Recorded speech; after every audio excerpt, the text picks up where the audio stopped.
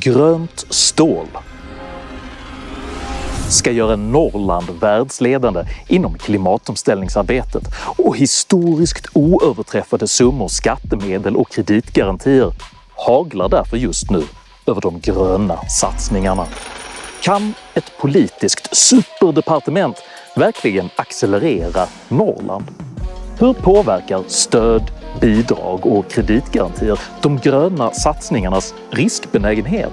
Och vad händer med ett samhälle där all kritik av politiska prestigeprojekt avfärdas som oseriöst nonsens? Dessa frågor tar jag upp i veckans videokrönika om Norrlands guld. Jag tar inte emot några industripolitiska stödpengar och är därför helt beroende av ditt frivilliga stöd.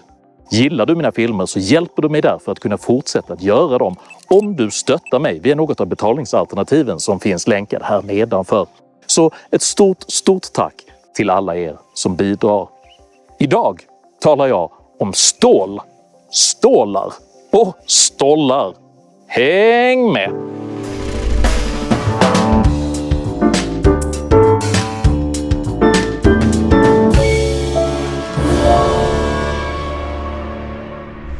Guld.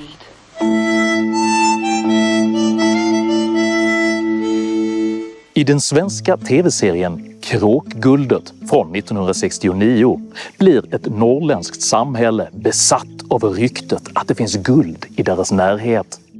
Drömmarna om guld leder snabbt till spekulationer och osämja som hotar hela samhällets existens.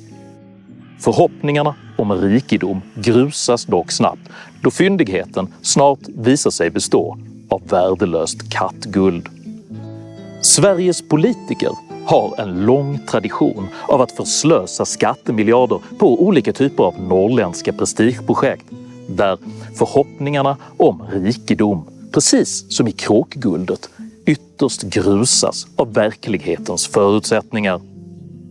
1973 satsade till exempel svenska staten motsvarande 2,7 miljarder kronor på ett kolossalt industripolitiskt Norrlandsprojekt kallat Stålverk 80. Satsningen, som skulle ha blivit ett paradprojekt för Socialdemokraterna, avbröts redan efter 3 år eftersom stålindustrin hade hamnat i akut ekonomisk kris.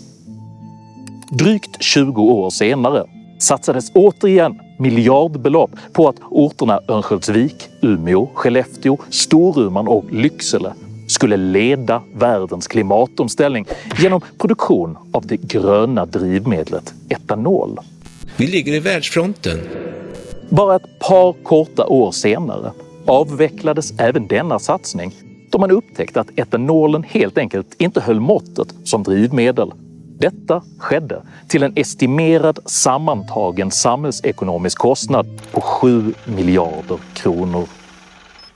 Dagens industripolitiska Norrlandssatsning gäller tillverkning av så kallat grönt stål. Och även denna investering motiveras med förhoppningen att Norrland ska bli världsledande inom just klimatomställningsarbete. Satsningen på det gröna stålet inleddes 2017 genom etableringen av det huvudsakligen statsägda samriskbolaget Hybrid och beskrevs av dåvarande statsminister Stefan Löfven som ett epokskifte i svensk stålindustri. Så vi står faktiskt inför det största teknikskiftet i stålindustrin på 1000 år. Det är det vi pratar om här.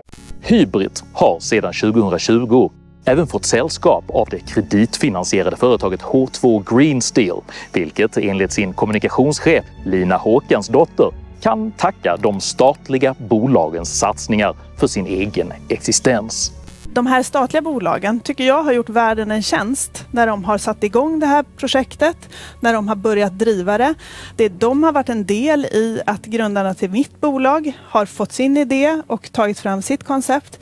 Drygt 1 månad efter att Sveriges nya regering har tillträtt går Hybrids och SSABs presschef Mia Widell över till att istället bli Ebba Busch presschef. Högerblocket som tidigare avvaktande har efterfrågat en tydligare genomlysning av Hybrit-projektets kostnader och konsekvenser, byter nu resolut fot och beskriver plötsligt satsningen på grönt stål som en nationell angelägenhet. Ska denna framtidsvision bli verklighet krävs en samlad strategi för norra Sverige för att accelerera den industriella gröna omställningen. Det krävs såväl politiska åtgärder som samverkan mellan näringsliv, det offentliga, föreningsliv och enskilda. Den tidigare regeringen förstod vilken potential som finns i norra Sverige, men gjorde inte tillräckligt för att förverkliga den. För att förverkliga de politiska prestigeorden grön omställning, tillväxtmotor och Norrlands framtid fortsätter därför just nu politiker på alla nivåer att formligen dränka dessa projekt i skattepengar.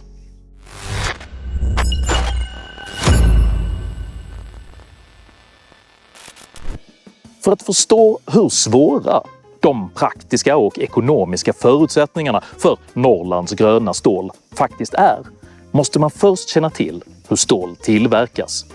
I korthet kan man säga att den järnmalm som bryts i gruvor innehåller syre och olika typer av orenheter som måste drivas ut ur malmen genom att man smälter den tillsammans med kol och koks i stora masugnar. Syreföroreningarna binder sig då vid kolet och lämnar järnmalmen i form av koldioxidutsläpp. För att undvika just dessa koldioxidutsläpp vill man alltså nu ersätta kolet med vätgas, vilket innebär att syreatomerna istället binder sig till vätet och lämnar järnmalmen i form av miljövänlig vattenånga. Idén är lätt att förstå, men dess praktiska genomförande ställer extrema krav på allt från energitillgång till anläggningskostnader. För att tillverka vätgasen man behöver används nämligen en process som kallas elektrolys. Detta innebär att man med hjälp av enorma mängder el tvingar isär väte- och syreatomerna i stora vattentankar, varefter den flyktiga vätegasen mellanlagras i specialanpassade underjordiska kammare. Mängden elektricitet som enbart hybridsatsningen kräver i sitt nuvarande utförande beräknas vara ungefär 85 terawattimmar årligen. Vilket alltså motsvarar hela Finlands årliga energikonsumtion. Samtidigt har H2 Green Steel ett beräknat energibehov på 12 terawattimmar, vilket i runda slängar motsvarar hela Skånes energibehov. Dessa två stålföretag gör alltså tillsammans anspråk på att använda mer än hälften av hela Sveriges nuvarande energiförbrukning. De nära 100 terawattimmar förnyelsebar energi som satsningarna kräver innebär därför att veritabla skogar av vindkraftverk måste byggas på rekordtid. För elen som dessa företag behöver existerar inte. Eftersom detta extrema energibehov har varit känt ända sedan projektet inleddes tilldelas Hybrit redan 2016 52 miljoner kronor i forskningsanslag för att utreda satsningens påverkan på elsystemet. Detta 4 år långa forskningsarbete har mynnat ut i en 12 sidor lång PowerPoint-presentation med den övergripande slutsatsen att efterfrågeflexibilitet nog är en bra sak.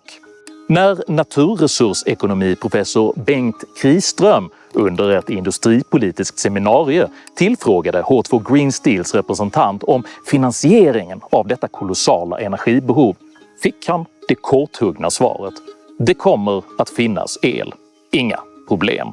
Det som jag tycker talar emot då, det är vad vi bedömer i alla fall med elpris som hur stor är kostnadsandelen för er del? För oss är inte det kommer vi som ligger så tidigt här nu, det kommer finnas el. Inga problem. LKABs saktmodige vd Jan Moström besvarade tidigare samma år energifrågan med det lakoniska: det måste gå. Om vi återgår till det här med den mängd el, den nästan obegripligt stora mängd el som behövs för att den här fossilfria stålet ska kunna bli verklighet. Är det ens möjligt att få fram den el som behövs? Jag kanske ska svara så, det måste vara möjligt. Nyligen besvarade även H2 Green Steels kommunikationschef Lina Håkansdotter frågan om företagets energibehov med orden: de här siffrorna med elanvändning, jag kan inte stå och säga vad som stämmer eller inte. De här siffrorna med elanvändning, jag kan inte riktigt stå och säga vad som stämmer eller inte, hur mycket LKAB ska använda, hur mycket SSAB ska använda eller hur mycket det blir som helhet. Jag tror att det är lite dubbelräkningar i de här siffrorna. Men om alla planer som alla företag har slår in så kommer vi behöva använda jättemycket el. Men jag kan inte avgöra om det stämmer eller inte. Samtidigt som H2 Green Steels uttalade ambition är att den gröna stålproduktionen ska starta redan under 2025 kan alltså varken deras eget bolag eller LKAB svara på hur man egentligen ska få tag på all den kolossala mängd energi som krävs. Som om detta inte vore nog så saknar H2 Green Steel ännu Mark- och miljödomstolens tillstånd för att tappa Lule älv på de 2000 liter vatten som elektrolysprocessen kräver varenda sekund.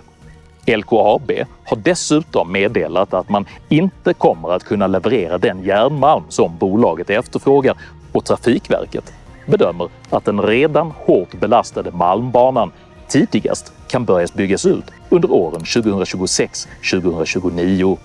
Utöver alla dessa saknade resurser utgör Sveriges totala stålförsäljning ungefär 3% av den globala marknaden, varav det betydligt dyrare gröna stålets enda försäljningsargument är just dess miljöpremium.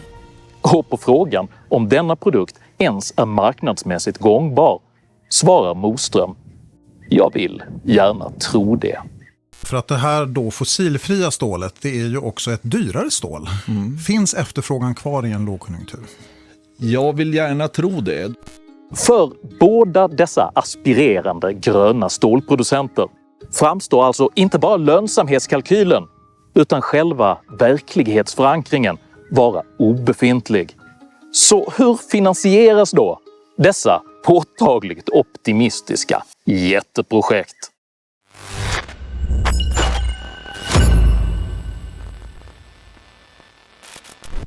Hybridsatsningen fick efter 5 års pilotarbete nyligen sin allra första tentativa prislapp på drygt 16 miljarder kronor.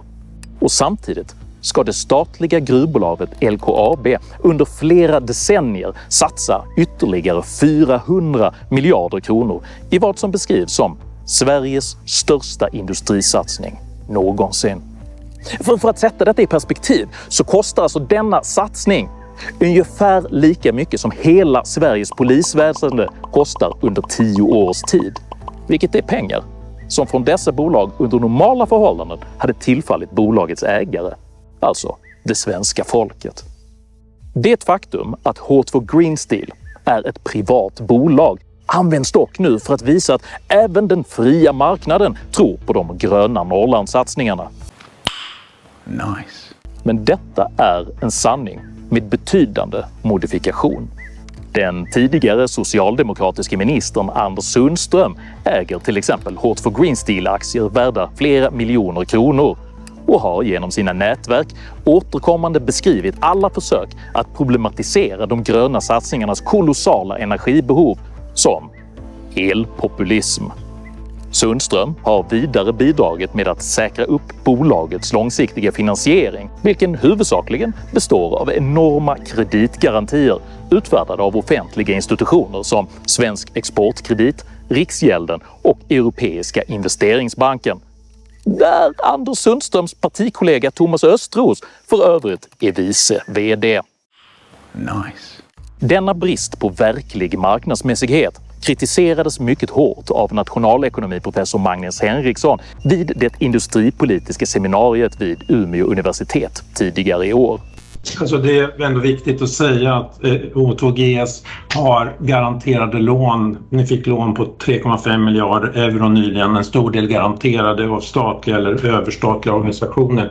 Ni hade aldrig fått det här, kunnat få de här lånen ogaranterade på obligationsmarknaden till ett rimligt pris. Så att redovisa gärna era lånevillkor så kan vi bedöma om vi tycker de är marknadsmässiga eller inte. Samtidigt erkänner H2 Green Steels kommunikationschef återkommande och öppet att bolagets hela marknad är beroende av en aktivt pådrivande industripolitik. Jag skulle säga att vi skulle inte vara där vi är idag om vi inte hade haft en politik som hade drivit. Det finns investerare och även banker och andra som söker hållbara investeringar som vi står för. Det här hade inte varit möjligt om vi inte hade haft en politik som drev. Vi vill vara ett lighthouse, en fyr. Vi vill visa, gå vägen att det här funkar. Vi ska få den här produktionen på plats och vi ska etablera en marknad för det gröna stålet. Och sen så kommer alla följa efter. Det är vår förhoppning.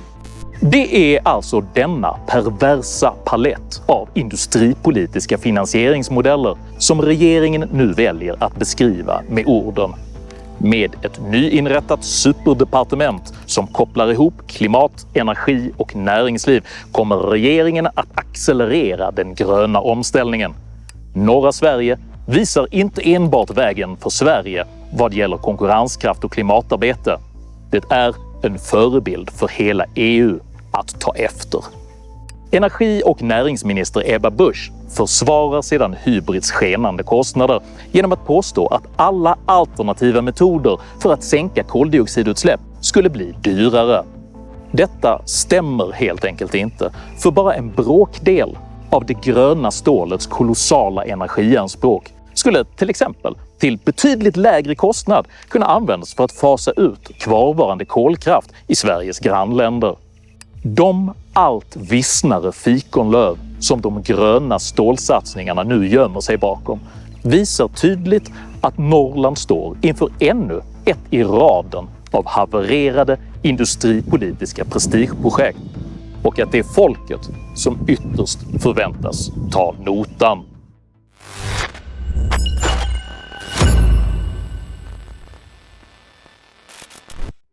Denna video kritiserar varken Norrland, hållbarhetsarbete eller ens ambitionen att tillverka grönt stål. Kritiken är uteslutande riktad mot den kredit- och skattedrivna industripolitik som skapar perversa drivkrafter där vinster privatiseras och förluster socialiseras. Detta är ett destruktivt och tydligt återkommande mönster där politiker förslösar enorma summor av skattebetalarnas pengar på prestigeprojekt med mycket svag verklighetsförankring. Detta ger dem nämligen möjlighet att själva förstå i det progressiva gröna rampljuset. Samtidigt som mottagarna av stöden, bidragen och kreditgarantierna stämmer in i lovsången för att upprätthålla kapitalflödet. De enda som vinner på denna ordning är dock ett litet antal miljardärer, deras välavlönade kommunikatörer och de politiker som vinner val på sin förment gröna profil. Helt utan personligt ansvar och risk. Enskilda bolag som H2 Green Steel bör dock inte skuldbeläggas för denna ordning, för ytterst ligger ansvaret på de politiker, akademiker och aktivister som tillsammans driver fram strukturerna som skapar dessa perversa drivkrafter. Denna kritik borde inte ens vara höger eller vänster, utan en klasslös fråga om att den svenska förvaltningen behöver ett stärkt skydd mot att politiker ska frestas att förslösa medborgarnas skattekronor på flärdfulla prestigeprojekt. För detta är inte marknadsliberalism, utan svågerkapitalism, driven av den förfängliga drömmen om Norrlands gröna guld. Norrskens lågor över frusna vatten, bländverk, irrbloss, återsken.